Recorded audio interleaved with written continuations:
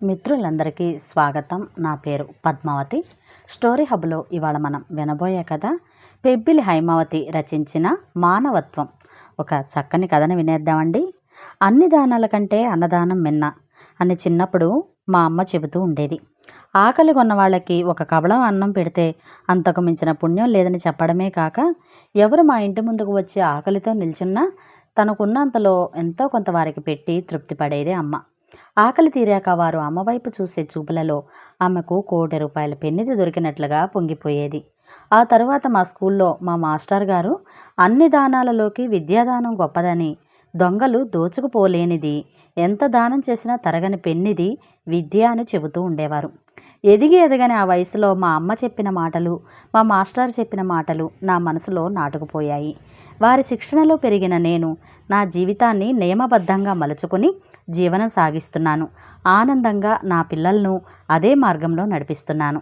అందరూ నన్ను చూసి సత్యకాలం మనిషినని, ఛాదస్తున్నని, బ్రతకటం చేతగాని వాడినని, పాతరాతి యుగం వాడిలా భావించి నవ్వుకోసాగారు. అయినా నేను అదేమీ పట్టించుకోకుండా నా పద్ధతిలోనే నడవసాగాను.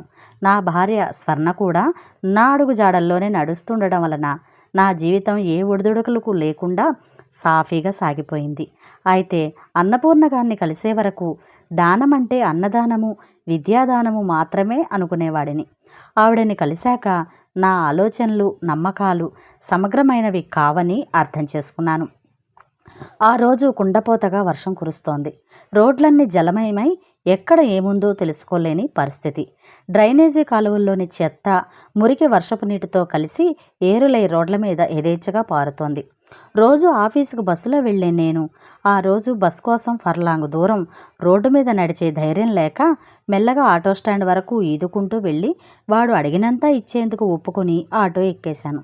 ఆటో 100 అడుగుల దూరం వెళ్ళిందో లేదో అప్పుడే బస్సు దిగి నడిచి వస్తున్న అబ్బాయి రోడ్డు మీద బురదకి కాలు జారి కింద పడడం, అదే సమయంలో మరో బస్సు స్పీడుగా వస్తూ అతడి మీద నుండి దూసుకుపోవడం క్షణాల్లో జరిగిపోయింది. అది చూసిన నా ప్రాణం విలవిల్లాడిపోయింది. ఏ తల్లి కన్నబిడ్డో చూస్తూ ఉండగానే ఎంత ఘోరం జరిగిపోయింది అనుకుంటూ ఆటో దిగి వర్షాన్ని లెక్క చేయకుండా ఆ అబ్బాయి దగ్గరకు వెళ్ళాను. నాలాగే మరికొంతమంది ఆదుర్దాగా వచ్చారు అక్కడికి. స్టూడెంట్లా ఉన్నాడు. నిండా 20 ఏళ్ళైనా ఉంటాయో లేదో అనుకున్నాను భుజానుకున్న బ్యాగును చూసి.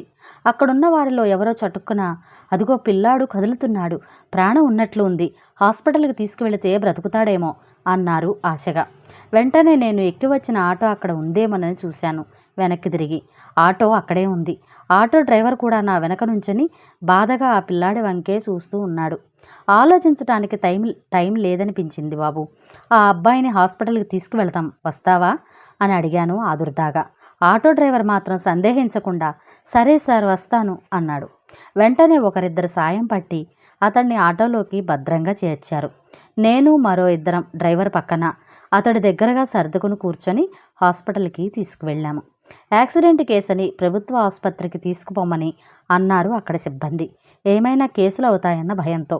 వెళ్ళిన వాళ్ళమంతా కలగజేసుకొని అవతల మనిషి ప్రాణాలు పోతూ ఉంటే మీనమేషాలు లెక్క పెడుతూ కూర్చుంటారా అని గట్టిగా దులిపేసరికి అతన్ని లోపలికి తీసుకువెళ్లారు. మమ్మల్ని హాస్పిటల్కి తీసుకువచ్చిన ఆటో అతను ఎంత బలవంతం చేసినా డబ్బులు తీసుకోలేదు. ఆఫీస్కని బేరం అడిగినప్పుడు ఈ వర్షంలో డబల్ రేటు ఇస్తేనే గాని రానని మొండికేసిన అతను ఈ యాక్సిడెంట్ అయ్యాక ఏమాత్రం విసుక్కోకుండా తీసుకురావడమే కాకుండా డబ్బులు తీసుకోలేదంటే ఇంకా మానవత్వం బ్రతికే ఉందనిపించింది నాకు. ఆ పిల్లాడి బ్యాగులోని ఐడి కార్డు చూసి అతడి పేరు, వివరాలు తెలుసుకున్నాను. అతడి సెల్లో కాంటాక్ట్లో మదర్ అని ఉన్న చోట నెంబర్ చూసి ఆమెకు కాల్ చేశాను. తన కొడుకు ఫోన్ నుండి ఎవరో అపరిచితులు గొంతు విని, హలో ఎవరండి అని అడిగింది ఆమె కంగారుగా. అమ్మ, కంగారు పడకండి, నేను చెప్పేది కొంచెం వినండి.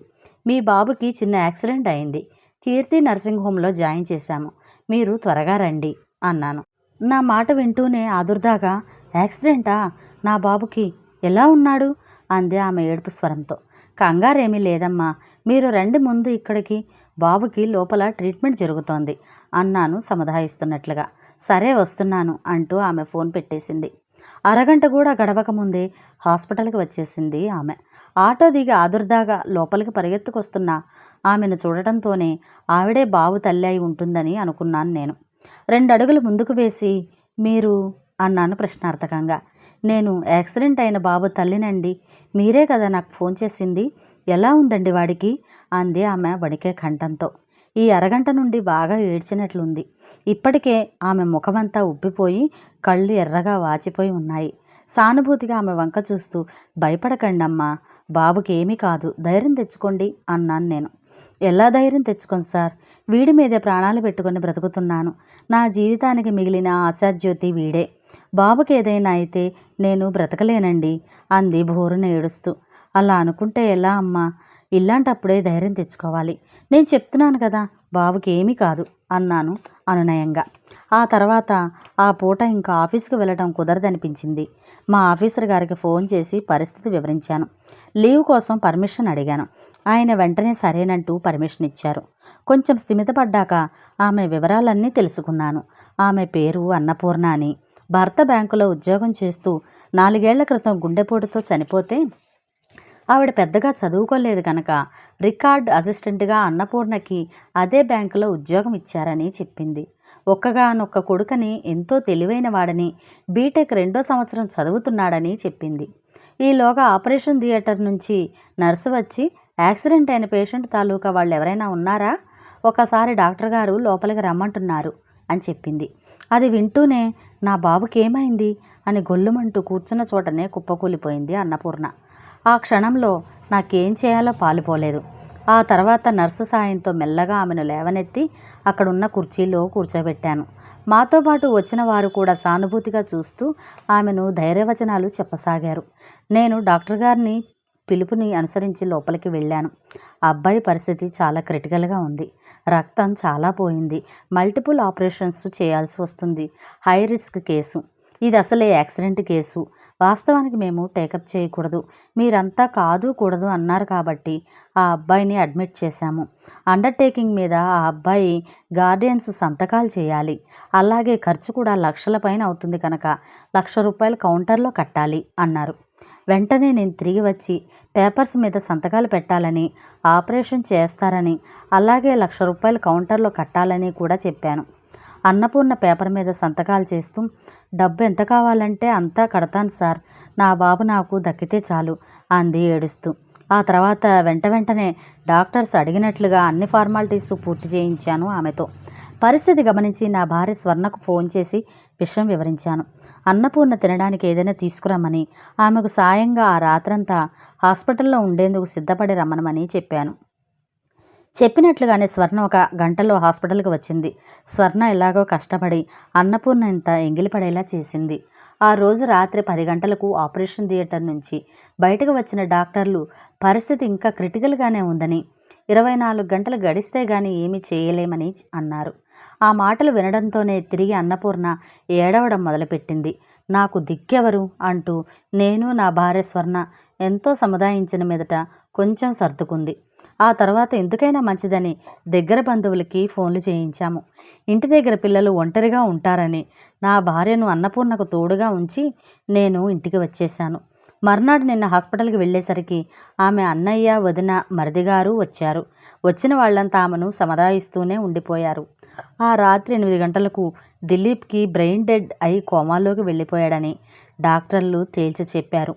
ఆ మాట వినడంతోనే నాకు, నా భార్యకు అన్నపూర్ణను పట్టుకోవడం సాధ్యం కాలేదు. బాబు, నాకింక దిక్కెవరురా? నువ్వు లేకపోతే నేను ఎలా బ్రతకాలిరా అని హృదయ విదారకంగా ఎడవసాగాడు. అన్నపూర్ణ, అన్నయ్య, నువ్వేం అధైర్యపడకమ్మా. కోమాల్లోకి వెళ్ళిన చాలామంది తిరిగి బ్రతికిన దృష్టాంతాలు ఉన్నాయి కదా. మన అదృష్టం బాగుంటే మన దిలీప్ కూడా బ్రతుకుతాడమ్మా అన్నాడు ఆశాభావంతో. అవన్నీ సినిమాల్లో చూపించే కథలే గాని నిజ జీవితంలో ఇలా కోమాలోకి వెళ్ళిన వాళ్ళు ఎవరైనా బ్రతకడం చూసామా? ఇదేమన్నా శంకరదాదా MBBS సినిమానా బావా అలా బ్రతకడానికి అన్నాడు అన్నపూర్ణ మరిది. దిలీప్ ఎన్నాళ్ళు హాస్పిటల్లో ఉంటే అన్నాళ్ళు పనులు మానుకొని వదిన గారికి సపోర్టుగా ఉండాల్సి వస్తుందని అతడి బాధ. అన్నపూర్ణ అన్నగారు ఒక పక్క ఓదార్పుగా మాట్లాడుతూ చెల్లెలకు ధైర్యం చెబుతూ ఉంటే అతడి భార్య అన్నపూర్ణ మరిది ఎందుకొచ్చిన తద్దినరా బాబు ఇది అన్నట్లు మాట్లాడసాగారు. మనిషి కష్టంలో ఉన్నప్పుడే కదా నిజంగా మనిషికి కావాల్సిన వాళ్ళెవరో కాని వాళ్ళెవరో తెలుస్తుంది అంటారు. అందుకేనేమో చూద్దాం డాక్టర్లు పూర్తిగా హోప్ లేదని చెప్పలేదుగా, మన వంతు ప్రయత్నం మనం చేద్దాం అంటూ అన్నపూర్ణకి ధైర్యం చెప్పి నా భార్య స్వర్ణం తీసుకుని ఇంటికి వెళ్ళిపోయాను. ఇంటికి వచ్చిన మనసంతా తల్లి బిడ్డల చుట్టే తిరుగుతోంది. ఆ రాత్రంతా నిద్రపోకుండా నేను స్వర్ణ మాట్లాడకుండా ఉండిపోయాము. మర్నాడు ఉదయం ఆఫీస్కి వెళుతూ దిలీప్ కండిషన్ ఎలా ఉందో చూద్దామని హాస్పిటల్కి బయలుదేరాను. నా భార్య పనులన్నీ ముగించుకుని తర్వాత వస్తానని చెప్పింది. నన్ను చూడడంతోనే అన్నపూర్ణ లేచి నా దగ్గరికి వచ్చింది. అన్నా, ఆపదలో దేవుళ్ళ నా బిడ్డను ఆదుకొని హాస్పిటల్కి తీసుకువచ్చి వైద్యం చేయించావు. కానీ ఆ దేవుడికే నా మీద దయలేక నా బిడ్డను తీసుకువెళ్ళిపోతున్నాడు చూడన్నా అంది కన్నీళ్లతో చేతులు జోడించి.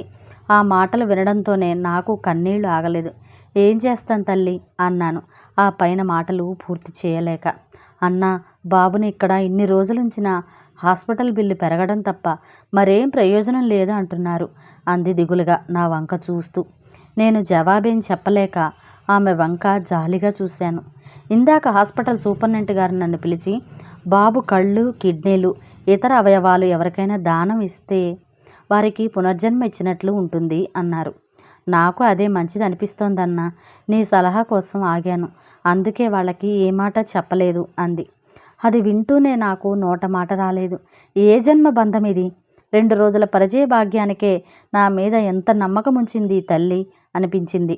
ఒక్కగానొక్క కొడుకును పోగొట్టుకోబోతూ గర్భశోకంతో కుమిలిపోతున్న ఆమె తన బిడ్డ శరీర అవయవాల దానం ద్వారా మరికొందరికి జీవితాన్ని ఇవ్వాలనుకుంటోంది. ఆ పుణ్యమూర్తి ఎంత పెద్ద మనసు కాకపోతే ఇలాంటి నిర్ణయం తీసుకుంటుంది అనుకున్నాను. అన్నపూర్ణని అభినందించటానికి మాటలు దొరకలేదు నాకు. మాటలు రానట్లుగా అలా చూస్తూ ఉండిపోయాను. తిరిగి కొనసాగించింది అన్నపూర్ణ. మా వాళ్ళందరూ హాస్పిటల్ బిల్లు కట్టలేక నా కొడుకు అవయవాలు అమ్ముకొని డబ్బు చేసుకుంటుంది అనుకుంటున్నారు. కానీ అన్న, నాకే డబ్బులు అవసరం లేదు. ఆ డబ్బులు వచ్చినా నా బిడ్డ లేకపోయాక నేనేం చేసుకుంటాను ఆ డబ్బుని? నా భర్త చనిపోయినప్పుడు వచ్చిన పీఎఫ్, గ్రాడ్యుటీ, ఇతర బెనిఫిట్స్ను వాడి భవిష్యత్తు కోసం బ్యాంకులో దాచి ఉంచాను.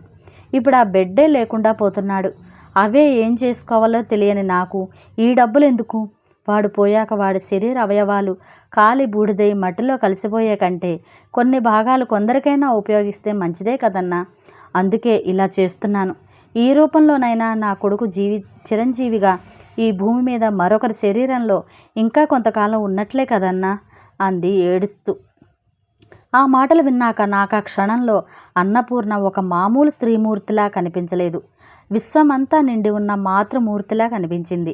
2 చేతులు జోడించి, ఎంత చల్లని తల్లివమ్మా నువ్వు, ఎంత గొప్ప మనసమ్మా నీది అంటూ ఆమె 2 చేతులు అందుకొని కళ్ళకద్దుకున్నాడు భక్తి గౌరవాలతో. ఇందులో నా గొప్పతనం ఏమీ లేదన్నా. మా దిలీప్ ఇంటర్ చదువుతున్నప్పుడు ఆఖరి పరీక్ష రాసి ఇంటికి వస్తున్నప్పుడు ఇలాగే ఫ్రెండ్తో మోటార్ సైకిల్ మీద వస్తూ యాక్సిడెంట్ పాలయ్యాడు.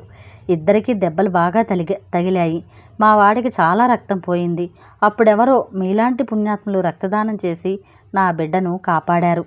అంటే వాడి ప్రాణాలను ఎవరో ఆ రక్తదానం ద్వారా మాకు దక్కించినట్లే కదా. అలా కాకుంటే ఆనాడే నా బిడ్డ నాకు దూరం అయ్యేవాడు. అందుకే నా బిడ్డ ఈ భూమి మీద కనిపించకపోయినా ఎందరో బిడ్డలకు తల్లినయ్యే అవకాశం నాకు ఇస్తున్నాడు ఆ భగవంతుడు. ఇంతకంటే ఏం కావాలి నాకు అంది అన్నపూర్ణ స్థిరమైన కంఠంతో. ఆమె కళ్ళ నుండి ధారగా కన్నీళ్లు కురుస్తున్న మాటల్లో మాత్రం ఒక రకమైన తృప్తి, మరికొందరికి జీవితాన్ని ఇస్తున్నాననే ఆనందము కనిపించాయి నాకు. చిన్నప్పుడు అన్నదానం, విద్యాదానం గొప్పదని చదివాను, విన్నాను. కానీ అన్నపూర్ణను చూశాక ఎందరి జీవితాల్లోనూ వెలుగు నింపుతూ వారి ప్రాణాలను నిలబెడుతున్న ఈ అవయవదానం కంటే గొప్పది ఇంకేమైనా ఉంటుందా అనిపించింది నాకు. మనస్ఫూర్తిగా మరోమారు ఆమెకు నమస్కరించి కోమాలో ఉన్న దిలీప్ను చూసి ఇంటికి తిరిగి వచ్చేశాను. ఎలా ఉంది మిత్రులు?